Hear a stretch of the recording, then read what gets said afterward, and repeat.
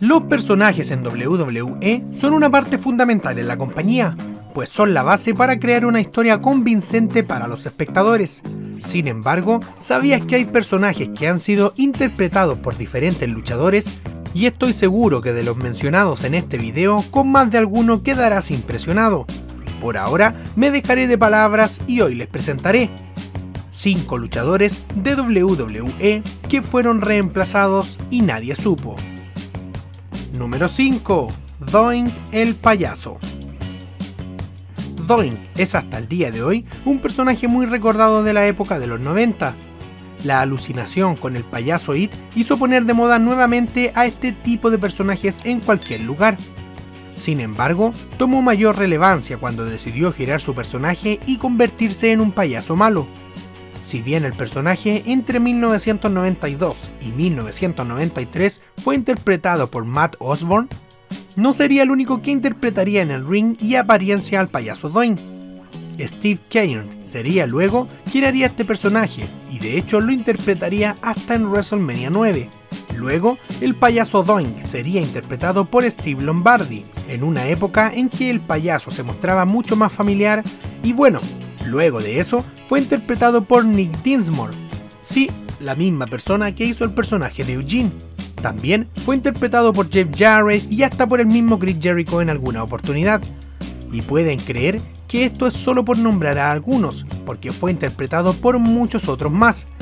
Ni contar de hecho cuántas personas han interpretado a Doink en empresas de lucha libre independientes. Al parecer muchos sienten que WWE ha dejado de lado a este increíble personaje y es necesario poder revivirlo a través de su interpretación. Número 4. Razor Ramon y Diesel. Esto parece mentira, pero es increíblemente cierto. Cuando Razor Ramon y Diesel dejaron WWE y se fueron a WCW, la empresa de Vince McMahon en ese entonces buscó rápidamente unos reemplazantes, que para opinión de muchos fue una idea horrible. A ver, es que no pueden reemplazar a personajes que mostraban su cara día a día. Está bien, WWE tenía los derechos de la propiedad intelectual de ambos personajes, pero ¿era necesario traer a otros hombres para reemplazarlos? Fue en el año 1996 cuando Jim Ross salió al ring y dijo que traería de vuelta a Diesel y Razor Ramon, pero desafortunadamente para los fanáticos, cuando salieron a través de la cortina se dieron cuenta de que no eran los que habíamos visto en WWE hace algunos años atrás, sino que eran Glenn Jacobs y Rick Bogner. La idea no resultó y ambos reemplazantes no durarían mucho imitando a estos personajes. Bogner luego estuvo en lugares como la AAA y New Japan Pro Wrestling, mientras que el intérprete de Diesel, Glenn Jacobs, renacería en WWE en el año 1997, cuando interpretaría a un personaje completamente nuevo llamado Kane. Y bueno, con Kane la historia sería otra. Número 3. Sin Cara. Wow, y nos vamos probablemente a uno de los luchadores que más revuelo causó en WWE en el año 2011. Su llegada se esperó mucho y al pasar el tiempo se volvió bastante confuso saber quién realmente lo estaba interpretando. Antes de su llegada a WWE en México, Luis Alvirde ya estaba en la cima de su país natal interpretando a Místico. Solo en el Consejo Mundial de Lucha Libre ganó casi todos los títulos que tenían en esa compañía. Sin embargo, cuando llegó a WWE, no todo salió como se esperaba. Le costó mucho adaptarse y pese a que tuvo sus días de glorias en México, en WWE tuvo muchos errores que marcaron definitivamente su decadencia. Fue así como en la compañía buscaron rápidamente un reemplazo para interpretar a Sin Cara. Así fue como se le dio el personaje a Jorge Arias, el mismo hombre que había tomado el personaje de Místico en México, después de que Luis Alvirde se fuera a WWE. Si bien muchos consideran que es fácil reemplazar a un luchador que no muestra la cara, esta vez no fue tan así, porque los fanáticos notaban que habían diferentes maneras de moverse en el ring, así como de estatura también.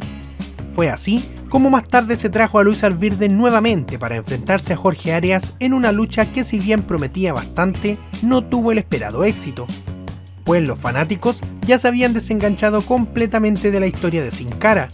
Sin embargo, Luis Alvirde se quedaría con la victoria y volvería así a retomar su personaje de Sin Cara original, y Jorge Arias pasaría a tener un personaje en WWE llamado Único. Pero al pasar el tiempo, Luis Alvirde decidió irse por su propia cuenta de la compañía, y fue ahí cuando Jorge Arias nuevamente volvería a interpretar el personaje de Sin Cara, pero esta vez ya sería definitivo hasta su salida de WWE en el año 2019. Número 2. Kane. Si bien vimos anteriormente que Glenn Jacobs interpretó a un falso Diesel, luego también les mencioné que en 1997 definitivamente le tocó interpretar un personaje nuevo que sería Kane. Un personaje que le cambiaría la vida a él y que cambiaría el negocio por completo. Kane se transformaría en una verdadera leyenda en WWE por casi 20 años. Sin embargo, el monstruo rojo ha sido interpretado en otras ocasiones por otros luchadores. En un episodio de Monday Night Raw del 6 de julio de 1998, Kane sería interpretado por su hermano de WWE, Undertaker. El enterrador se vistió de la Gran Máquina Roja solamente para conseguir una oportunidad titular por el título de Stone Cold. Esa no sería la única vez en que un luchador se pondría el atuendo de Kane. Saltamos al año 2006, en donde otra versión impostora de Kane comenzaría a aparecer en los programas de Raw. Aquel Kane impostor sería interpretado por Luke Gallows. Obviamente en ese tiempo nadie sabía quién era, pero con los años Luke Gallows lo terminaría confirmando en varias entrevistas.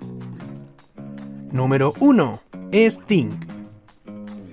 Tiempo después de la formación del nuevo orden mundial en WCW, en el verano de 1996, el roster completo de la empresa tenía que decidir por qué bando tomar. ¿Se unirían a los villanos del nuevo orden mundial o seguirían siendo fieles a la empresa? Si bien los fanáticos sabían que el bando que tomara Sting sería siempre el bando ganador, a la empresa se le ocurrió hacer que entonces Sting no se uniera a ninguno de los dos bandos.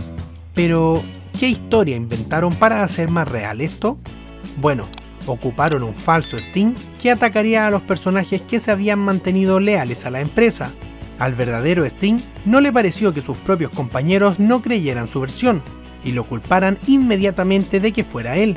Sting sintió que si sus propios amigos del cuadrilátero no le creían, entonces él debía tomar una posición neutra en todo este problema. El personaje del falso Sting fue interpretado por Jeff Farmer, y podríamos decir que resultó uno de los mejores personajes en aquel tiempo, ya que logró confundir a los luchadores leales con WCW e incluso confundió de manera real a los espectadores.